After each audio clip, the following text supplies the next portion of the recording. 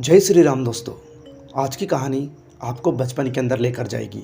वो कैसे, वो सब आपको कहानी के अंदर पता लगेगा। दरअसल एक लड़का होता है जो अपने दोस्तों के साथ एक ऐसी जगह पर घूमने जाता है जिसके बारे में उसको कुछ भी नहीं पता होता। और हाँ, वहाँ से घूमकर वापस अपने घर आता है और फिर रात के टाइम करीब 11:30 और 12 के बीच वो उसी जगह पर जाता है एक महिला के साथ, जिस महिला को वो जानता नहीं था। अब कौन थी वो महिला और वो लेने क्या जा रहा था उसके साथ, वो सब आपको कहानी के अंदर ही पता लगेगा। उससे पहले अगर आप चैनल के ऊपर नए आए हो, चैनल को सब्सक्राइब कर देना, वीडियो को लाइक कर देना। कहानी शुरू होती है अब। एक लड़का है जो करीब 8वीं 9वीं के अंदर पढ़ा करता है। उसके दोस्त हैं। अभी जो बच्चे होते हैं इन सभी के पास साइकिल थी, तो ये जब स्कूल से आते थे तो करीब करीब 6:30-7 बजे घर पर पहुंचते थे। क्यों? क्योंकि साइकिल ये घुमाते थे रास्ते के अंदर। अगर घर वालों का मूड सही हुआ तो घर वाले इससे कुछ भी नहीं कहा करते थे, और अगर उनका दिमाग सही नहीं हुआ तो इसकी पिटाई हो जाती थी इस लड़के की। इसका नाम है विशाल, नाम रख देते अपने हिसाब से। अब एक रात की बात है कि इनके साथ होता क्या है, ये घूमकर एक जगह बैठे हुए थे और विशाल और उसके तीनों दोस्त वो भी पास में बैठे हुए थे और ये बातें कर रहे थे कि यार अपन को काफ़ी दिन हो गए यहीं घूमते। अपन एक काम करते हैं, पीछे ग्राउंड है ना, वहाँ पर घूम करेंगे कल। विशाल ने कहा नहीं जाएंगे वहाँ पर, मेरी मम्मी ने सख्त मना कर रखा है, वो जगह ठीक नहीं है। उसके दोस्तों ने कहा डर गया ना, तो डर रहा है, मेरे को पता है, तो डरपोक है। अगर नहीं है डरपोक तो हमारे साथ चल। अब बच्चे हैं, डरना और कोई सामने से उगसाए तो खुद को गलत साबित करना वो बर्दाश्त नहीं कर सकते। तो उसने कहा नहीं डरा, ठीक है चलेंगे। सुबह हुई, स्कूल से गए और स्कूल से वो उस पीछे के ग्राउंड के अंदर घूमने चले गए। वहाँ पर एक घर था जो कि खंडर था। उस घर के अंदर पोस्टमार्टम किया जाता था। दिक्कत ये थी काफ़ी दिनों पहले, और ये चीज़ शायद विशाल को पता नहीं थी, पर उसके घर वालों ने उसको मना कर रखा था। अब वो वहाँ पर घूमे, थोड़ी देर साइकिलें चलाई, अलग अलग स्टंट करे, और फिर विशाल को लगा यार ये तो काफ़ी अच्छी जगह है, मैं तो खामखा डरता था, चलो यहाँ से अब चलते, शाम हो गई है।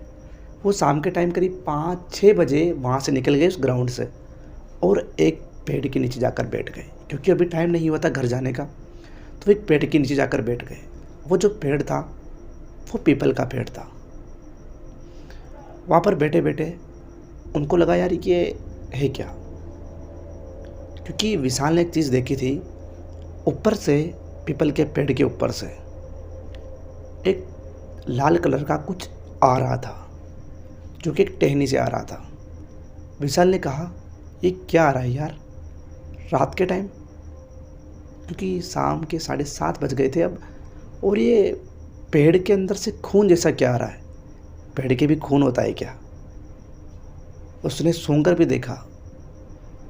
अब टाइम काफ़ी ज़्यादा हो गया था, उनको लगा यार अब चलना चाहिए।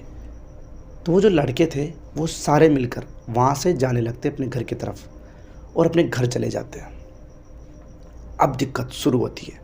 दिक्कत क्या हुई थी, करीब करीब 11:30 बज चुके थे रात के, और वो अपने बिस्तर पर सोया हुआ था। कौन? विशाल। तो उस टाइम पर उसको लगा कि कोई तो है जो उसके बिस्तर पर बैठा हुआ है। उसने पीछे मुड़कर देखा, अधभरी नींद में तो एक महिला थी जो बैठी हुई थी। उसको लगा उसकी मम्मी है। उसने कहा मम्मी आप यहाँ पर क्यों बैठे हुए हो, आप अपने रूम में जाओ, और फिर से सो गया। थोड़ी देर बाद उसने पलटकर फिर देखा तो महिला बाल बिगाड़ कर बैठी हुई थी। उसने कहा मम्मी आप यहाँ पर क्यों बैठे हुए हो, आप अपने रूम में जाओ ना प्लीज़। तो वो उसकी मम्मी को उठाता है, और जब वो उसकी शक्ल देखता है उठकर खुद, तो उसके रोंगटे खड़े हो जाते हैं, क्योंकि उसने देखा कि उस महिला की आंखों की पुतलियाँ गायब थी, उसके दांत बिल्कुल भी नहीं थे, और उसके इस तरह से चेहरा कटा हुआ था। अब क्या था वो उसको नहीं पता।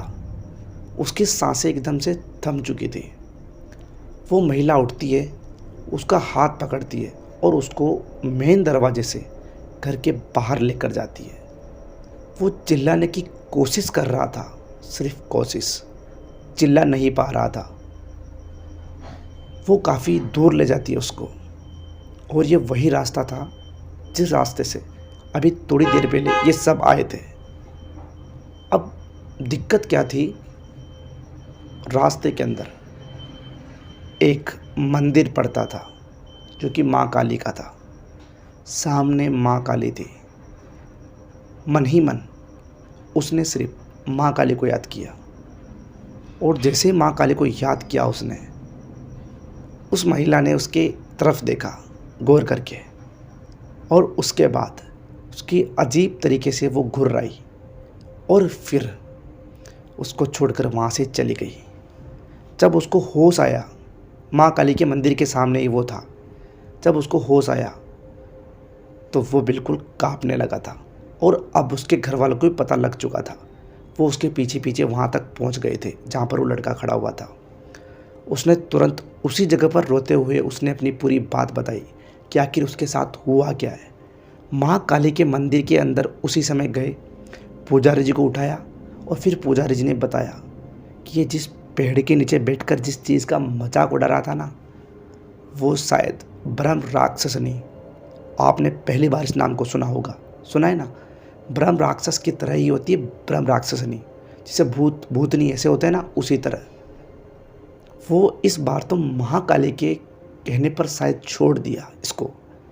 अगली बार इससे कोई गलती हुई तो वो इसको जिंदा नहीं छोड़ेगी। माँ काली का आशीर्वाद इसके साथ है, बच गया ये। दोबारा उस इलाके में जाना मत, ऐसा उस पंडित जी ने कहा। और आज वो लड़का खुद 35 साल का हो गया है। उसके साथ एक घटना घटी थी, उसी ने इस घटना को बताया है मेरे को। कहानी कैसी लगी? अच्छी लगी ना? आप सभी से मैं क्षमा चाहता हूँ, काफ़ी दिनों बाद वीडियो आ रही है। क्यों? क्योंकि यार गेहूँ काटने जाना पड़ता है, किसान आदमी है तो गेहूँ काटने के अंदर लगा हुआ था। अब फ्री हो चुका हूँ, अब रेगुलर रोज़ाना वीडियो आएगी। मिलता हूँ आपसे अगली कहानी में, तब तक के लिए बाय बाय।